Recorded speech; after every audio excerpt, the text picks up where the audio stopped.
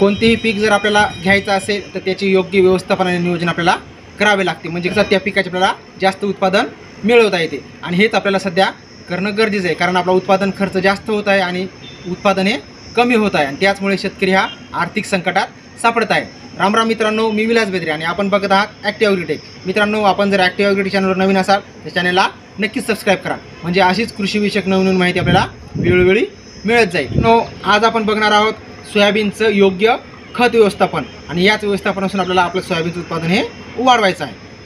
तरी मित्रांनो, मागील वर्षी आपण सोयाबीन लागवड करत असताना खत नियोजन कसे केले होते, कोणत्या प्रकारे खताची मात्रा आपण आपल्या पिकांना दिली होती, आणि यावर्षी आपल्याला त्यामध्ये कसा बदल करावा लागेल, म्हणजे मागच्या वर्षीपेक्षा आपलं उत्पादन हे जास्त होईल, हे आज आपल्याला बघायचं आहे. जमिनीला कोणतं खत मानेल, कोणत्या खताची मात्रा आपल्या पिकांना उपयुक्त होईल, याविषयी आपण आज माहिती बघणार आहोत. म्हणजेच आज आपण बघणार आहोत सोयाबीनचं योग्य खत व्यवस्थापन. आपण जास्तीत जास्त उत्पादन घेण्याकरिता आणि पिकाची ताकद वाढवण्याकरता आपण मोठ्या प्रमाणात रासायनिक खताचा वापर करत असतो. या वापरातूनच या 5-10 वर्षामध्ये मोठ्या प्रमाणात आपलं उत्पादनसुद्धा वाढण्यास मदत होत आहे. रासायनिक खतामध्ये साधारणतः आपण DAP 10-26-26, 20-20-0-13 ही खते सर्वसाधारणपणे बरेच शेतकरी आपल्या जमिनीतून देत असतात. परंतु यामध्ये आपली जमीन कशी आहे हे बरेचसे शेतकरी जाणून न घेता वरीलप्रमाणे खतं हे देत असतात. आपल्या बाजूच्या शेतकऱ्याने जे खत घेतलं तेच खत आपण घेऊन घेतो. शेतकऱ्याने जे खत घेतले ते आपण न घेता आपण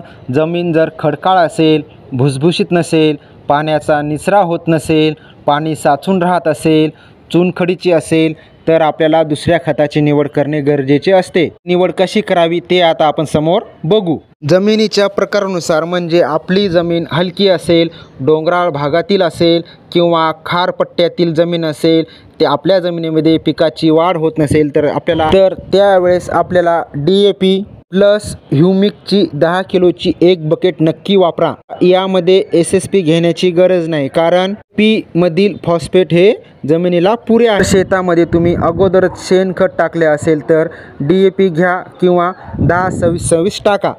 यामध्ये DAP बरोबर ह्युमिक यासाठी सांगितले आहे की जी जमीन हलकी, मध्यम आणि जास्त उत्पादन देणारी नसेल त्या जमिनीमध्ये ह्युमिक ॲसिडमुळे मुळाची संख्या वाढते, झाडाचा बुंदा मजबूत होतो आणि रोगप्रतिकारक शक्ती वाढते. मित्रांनो, हे झाले DAP किंवा 10-10-26-26. ज्या जमिनीमध्ये पाणी साचते, जी जमीन चिबडी आहे, ज्या जमिनीमध्ये शेताच्या एका विशिष्ट ठिकाणी येलो मोझॅक रोगाचा प्रादुर्भाव होतो किंवा पाणी साचल्यामुळे मोठ्या प्रमाणावर येलो मोझॅक, त्या शेतामध्ये आता आपण कोणत्या प्रकारे खत व्यवस्थापन करता येईल ते आता बघू.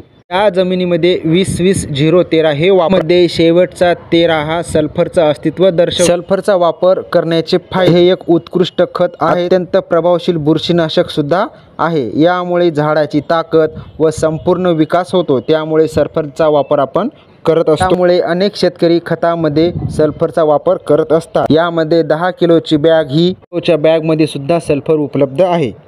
यानंतर आपण शेतामध्ये स्फुरदयुक्त खत सुद्धा घेऊ शकता. यामध्ये 14-35-14, 12-32-16 हे सध्या सर्वीकडे उपलब्ध आहे. यामध्ये स्फुरदचं प्रमाण बऱ्याच प्रमाणात असल्यामुळे आपल्या सोयाबीनला ब्रँचेस करणे आणि अनेक फांद्या मदत करते. तसेच झाडाची दांडी सुद्धा यामुळे मजबूत होते. जर आपली जमीन हलकी, खडकाळ, कडक असेल तर नक्कीच आपण या खताचा आपल्या जमिनीमध्ये वापर करावा. खतामधील स्फुरद जमीन भुसभुशीत करून मुळांना जमिनीत खोलवर रुजण्यास मदत करत असते. खतासोबत जर तुम्ही सागरिका 10 किलो, इतर कंपनीची 10 किलोची बकेट सर्व सूक्ष्म अन्नद्रव्य असतील टाकली तर हे परिपूर्ण खत नियोजन होऊ शकते.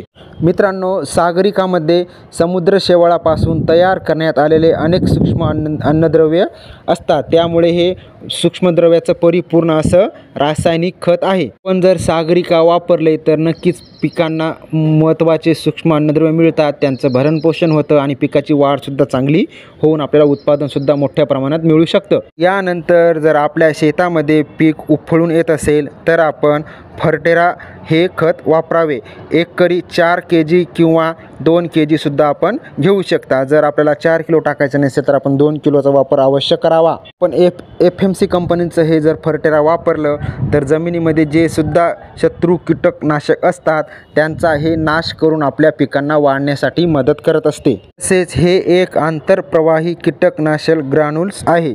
जर तुम्ही फर्टेरा नाही देऊ शकत तर तुम्ही बायरचे रिजंटसुद्धा वापरू शकता. यामध्ये फिप्रोनिल 0.3% आहे. तर आपल्याला हे दोन्ही परवडत नसेल तर आपण क्लोरो 10% 3 किलो की द्या शेतकरी मित्रांनो. सर्वात स्वस्त आणि शेतकऱ्यांना परवडणारे असं खत मित्रांनो. याप्रमाणे जर आपल्या सोयाबीनचं आपण खत व्यवस्थापन केलं तर नक्कीच आपल्या उत्पादनामध्ये मोठ्या प्रमाणात वाढ होण्याची शक्यता होते. अशा खत व्यवस्थापनाने आपलं पीक हे सुदृढ राहतं आणि यावर कोणत्याही प्रकारचा रोग पडत नाही आणि पिकांना जे पोषण तत्व मिळायचे असतात ते मिळतात. त्यामुळे आपलं उत्पादन वाढण्यासाठी मदत होते. मित्रांनो, आपण जे खतं सांगितले आहेत ते कोणत्याही प्रकारचे जाहिरात नसून फक्त आपल्या सोयाबीनसाठी उपयुक्त आहेत म्हणून आपण आपल्याला सांगितले आहे. आपण योग्य खत व्यवस्थापन हे केलेलं आहे. सोयाबीनचं उत्पादन वाढवण्यासाठी आपल्याला खत व्यवस्थापन, पाणी व्यवस्थापन, बियाण्याचं निवड, बीज प्रक्रिया, उगवण क्षमता इत्यादी घटक कारणीभूत असतात. तसेच पाण्याचा सुद्धा घटक हा कारणीभूत असतो. आज आपण फक्त सोयाबीनचं खत व्यवस्थापन जर आपण या प्रकारे केलं तर नक्कीच आपलं उत्पादन हे मोठ्या प्रमाणावर वाढण्यास मदत होईल. मित्रांनो, सोयाबीनचं योग्य खत व्यवस्थापन याविषयी माहिती कशी वाटली नक्कीच कमेंट करून सांगा. आणि आपण जर ॲक्टिव्ह ॲग्री चॅनलवर नवीन असाल तर चॅनलला सुद्धा सबस्क्राईब करा. धन्यवाद. जय जवान, जय किसान, जय विज्ञान.